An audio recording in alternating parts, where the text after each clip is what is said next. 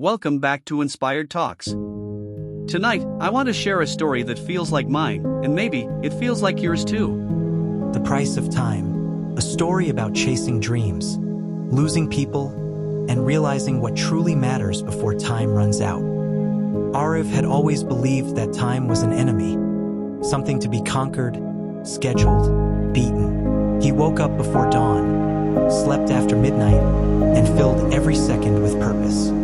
His friends called him the Clock Man. His dream was simple: to build a company before turning 30. He had talent, fire, and obsession. But he forgot that time doesn't just measure success, it measures life. At 25, Arif left his hometown, leaving behind his parents and his girlfriend, Mira, the girl who believed in his impossible dreams. She said softly, "Don't let success make you forget where home is." He smiled.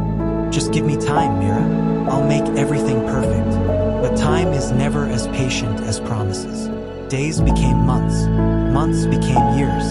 Every missed birthday, every unanswered call, every postponed visit. He told himself he'd make it up later. Later became someday, and someday never came.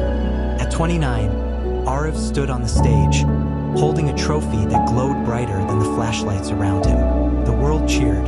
Reporters asked, "How does it feel to be one of the youngest entrepreneurs in the country?" He smiled for the cameras, but inside, there was a silence. That night, as he scrolled through old photos, he saw one from Mira, sent months ago but unopened. A single line read, "Time doesn't wait, Arif. People do, but not forever."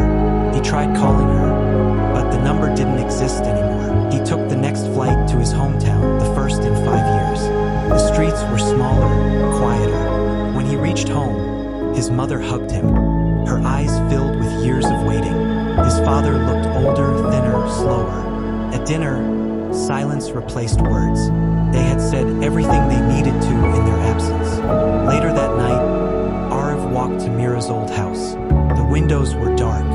Her neighbor told him she moved away last year, said she waited as long as she could.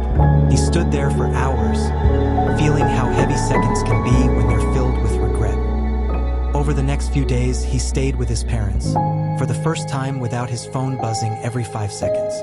He helped his father fix the old scooter, cooked breakfast with his mom, and visited his school again.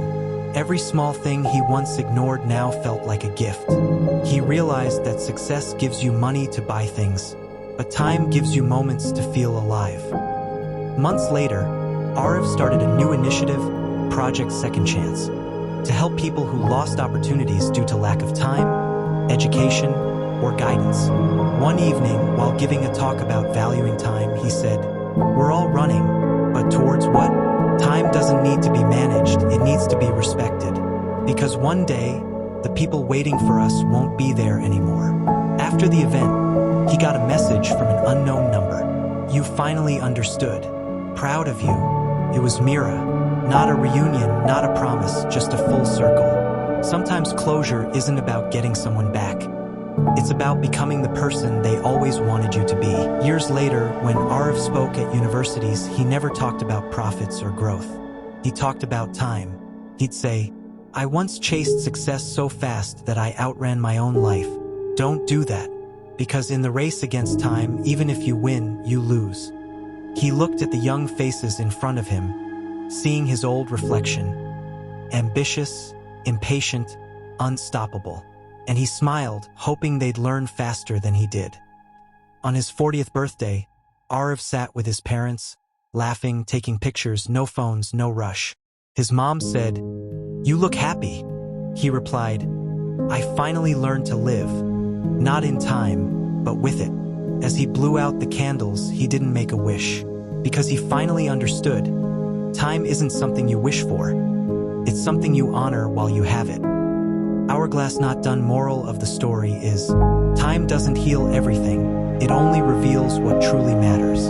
Don't wait for the right time to live, to love, to say sorry, or to come home. Because the right time is always now. Every story has a lesson, but only a few listeners carry it forward.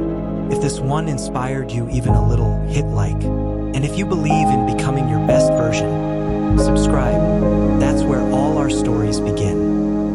watching. Bye bye, love you.